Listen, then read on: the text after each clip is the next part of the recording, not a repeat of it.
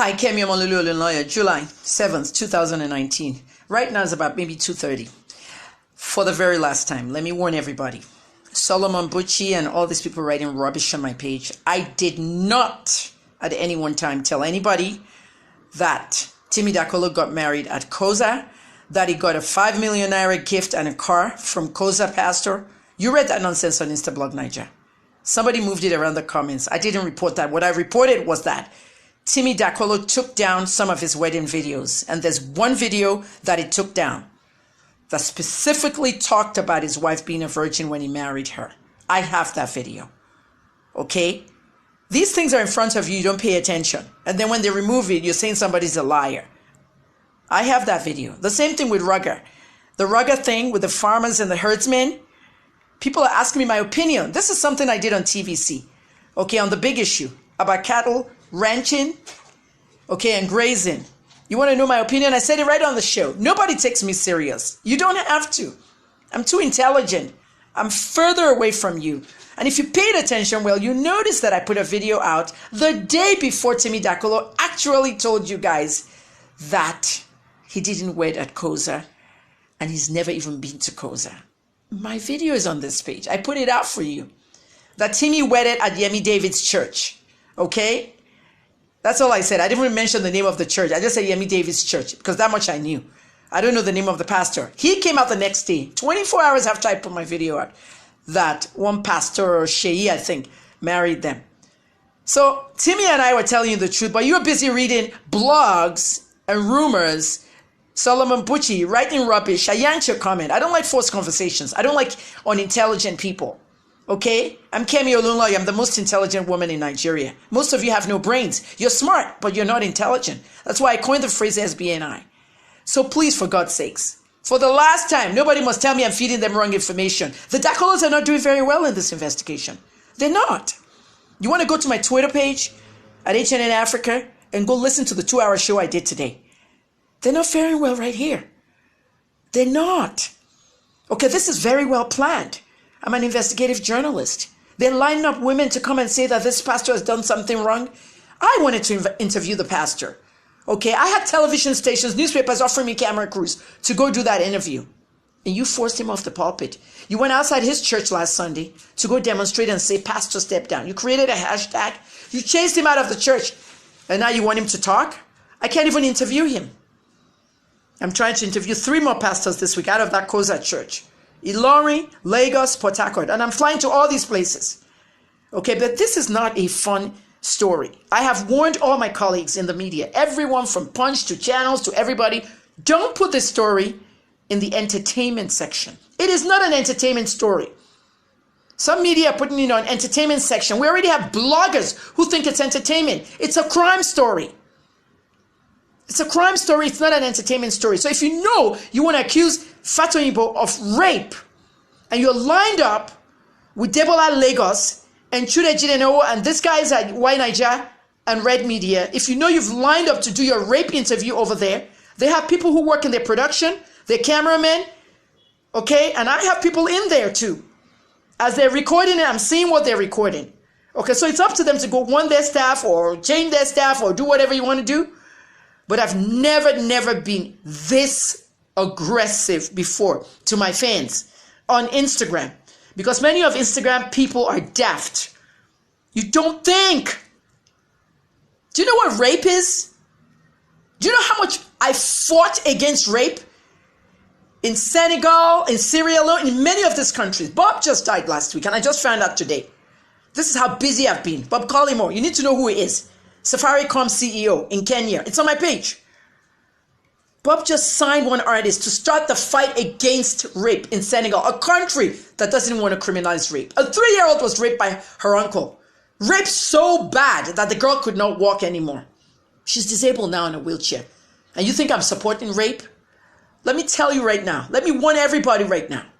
This is not a joke. I'm a mother of 3 adult men. If anyone tells me that my son raped them, I want that woman to get justice. But first, I want to see their face and their story. I want them to go to the police and charge my sons. I don't want somebody who's going to sit on Y Niger and cover their face and talk and all that. No! Stop it, people. Stop it. This is stupid enough. Leave the little pieces of crap alone. You're feeding us wrong information. You told us that he gave her. Who told you what? Was I there? Are you blind? I put that information out before Timi Dakolo that he was married at Yemi David's church. I'm investigating everybody, including House of the Rock, Paul Adefaras's church. That's where the Dakolos go. I got people in that church that are going to tell me stuff. I've spoken to 2 members of Dakolo's family, 2 members of Busola's family, Amu Piton or something. They need to check themselves. I asked them for interviews. They declined. Instead, they put my DM out there, a blank DM asking them. That's not how journalism works, okay? I'm not an activist for rape in this case. I'm a journalist investigating this rape case. I'm an activist against rape in my activism causes, like what Safaricom's Bob Collymore was doing, the late Bob Collymore, okay? I'm going to be doing a campaign with One Campaign myself soon because I want to educate young girls where it starts, when somebody touches you, okay? One of my father's students in the University of Ibadan fondled me. He put his hands in my vagina when I was 8. Do you know how long it took for me to say it? It wasn't important. I wasn't traumatized, right? Really, I wasn't traumatized by that. But I told my mom just last year, 46 years later, I'm aware of rape. I'm aware of women not being able to talk for so long. I'm aware of Busola's plight of 20 years waiting. Let me tell you something. I never liked Bill Cosby. I never liked his show. I never liked comedy when I was in America. Whenever they were showing the Cosby Show, everybody was on that show, laughing and all that. I was on another show, MacGyver, on ABC. At the end of the day, look at everybody that came out and said all these things about Cosby. Was I surprised? No, I wasn't surprised. Because the guy could be manipulative. Some of these women took 40 years to come out. He drugged them. He raped them. R. Kelly, I wasn't surprised. As soon as he married Aaliyah at 15 years old, and the parents said no marriage, annulled. There were other girls out there. And then a naked picture of R. Kelly and a girl just having sex. I posted it on my blog. What happened? Google disabled my blog from AdSense for almost a year. Because it was a nude picture. Next thing you know, the next girl, the next girl, the next girl, the next girl. Open your eyes. Think about it. Bishop Eddie Long, a renowned pastor in Atlanta, Georgia, dead now. Eddie Long was renowned.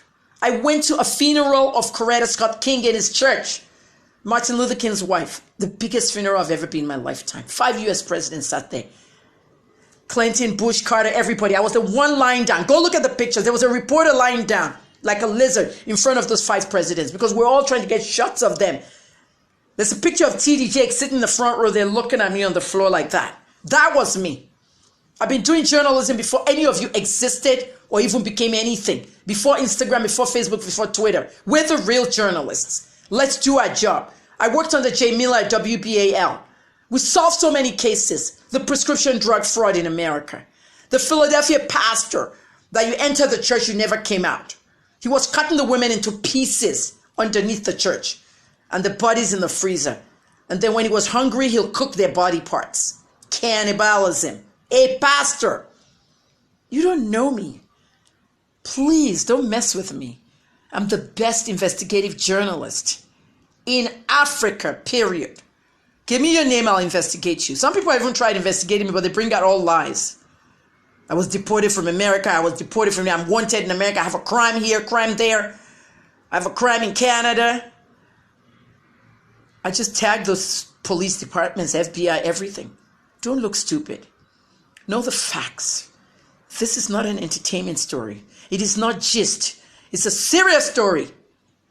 It's a serious story. If you don't know how serious this story is, go find out why the BOME had me arrested.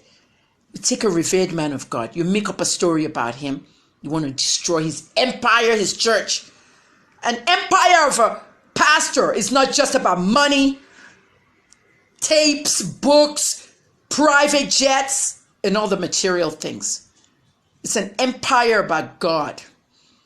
And only the devil can bring it down. And some of you are devilish. So stop it now. Okay? Kemi, I'm going to be in seclusion for 48 hours to study this case very well. Because some of the stuff I'm going to bring out, the Dakolos, hey. Oh my God. It wouldn't be funny. Thank you for listening. July 7th.